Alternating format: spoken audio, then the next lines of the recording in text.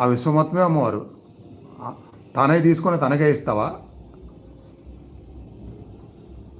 నేనించి అవి ఇస్తే అది ఇచ్చినందుకు సంతృప్తి పడతారు అనుకుంటున్నావా?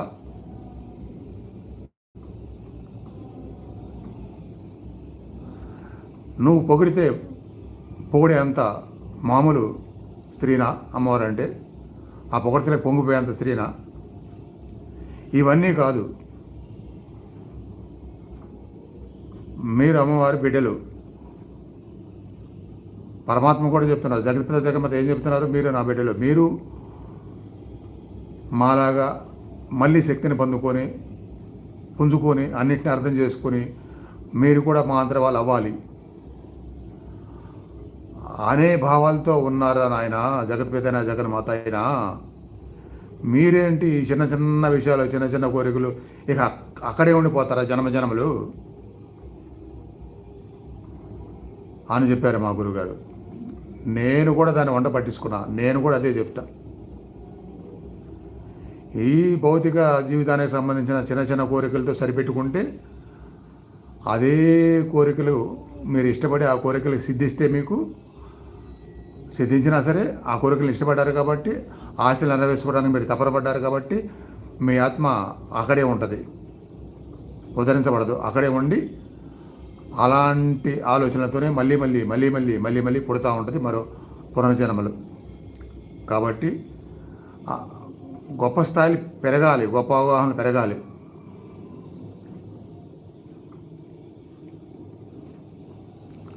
ఆ పెరగాలంటే ఇలాంటి శ్వాస లేని స్థితులు ఇంకా పెరగాలి, శరీరం లేని స్థితులు ధ్యానంలో ఇంకా పెరగాలి. పెరిగి నేను అనేది లేకుండా అయినప్పుడు అసలు మనం ఏంటో అందులో లయమవుతాం, మన శరీరం లోపల అవుతాం. కాబట్టి అప్పుడు జగత్పిత జగన్మాత కోరుకున్నట్టుగా మనం వాళ్ళలో కలిసిపోయినట్టు అప్పుడు మనకి అంతర్గత జ్ఞానం జగత్పిత జగన్మాత ద్వారా దానంతరం అదే వస్తుంది. వచ్చి ఈ అల్పమైన వాసనలు, అల్పమైన కోరికలు, అల్పమైన విషయాలకి తపన పరటాలు ఆగిపోయి ఏది అన్నిటికంటే ఉన్నతమైంది అనేది అర్థం అవడం మొదలైద్ది. ఏది అన్నిటికంటే ఆనందమైంది అర్థం అవడం మొదలైద్ది. ఏది అన్నిటికంటే మనము పొందితే ఎంతోమందికి ఉన్న దుఃఖాలను మనమే పోగొట్టగలం, మనం దుఃఖపడతాం కాదు మనమే పోగొట్టగలం అనేది కూడా అర్థమయ్యి ఆ శక్తిని కూడా పొందడం మొదలైద్ది. ఇంత జరగాలి సాధకులకి.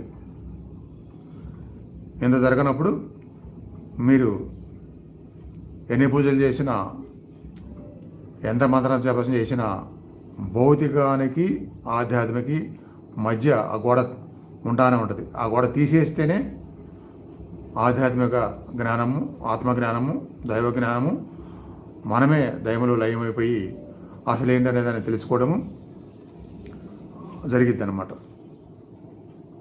ఈ స్థాయికి వెళ్ళాలి సాధకులందరూ. అపోహలు, భయాలు, భ్రమలు ఇందాక చెప్పారు కదా, బ్రహ్మను విడాలి, మాయను లొంగొద్దని చెప్పి. ఇప్పుడు మీరు చూస్తున్న ఇలాంటి లైవ్లు, వీడియోలు ఈ అనవసరంగా జనాల్ని కాసేపు కాన్సన్ట్రేషన్ పోగొట్టేట్టుగా, భయపడేట్టుగా, ఇక మొదలైంది భూమి అంతం అవటం, ప్రళయం, జల ప్రళయం, ఇంకోటేదో ఒక గ్రహాంతర కలశం భూమిని మొత్తాన్ని నాశనం చేస్తుంది ఏమని చెప్తున్నారు కదా. ఎందుకు మళ్ళీ మళ్ళీ మళ్ళీ మళ్ళీ సంవత్సరానికి ఒకసారి అలాంటివి చెప్పి మనుషులు భయపడతారు? ఒకవైపు భగవద్గీతలో లెక్కలేసి చెప్పారు. కలియుగం ఎంతకాలం ఉంటుంది, దాని వయసు ఏంటి, ఎంతకాలం కలియుగం ఉండి ఎప్పుడు ఎండ్ అవుతుంది ముందు చెప్పారు కదా.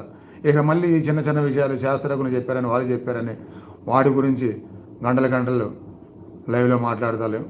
అవి విని కొంతమంది మామూలు వాళ్ళు అవునా నిజమా జరిగిద్దేమో అని భయపడతారు. ఇలాంటివి కూడా చాలా చిన్న విషయాలు. అలాంటి వాటికి ప్రాధాన్యత ఇవ్వాల్సిన పనే లేదు. అంత తొందరగా కలియుగం అంతమయ్యేది కాదు. దాని లెక్క ప్రకారమే అవుతుంది. అప్పటి వరకు ఈ సాధన చేసుకుంటూనే ఉండొచ్చు, అంత గొప్ప ఆత్మజ్ఞానం పొందుతూనే ఉండొచ్చు.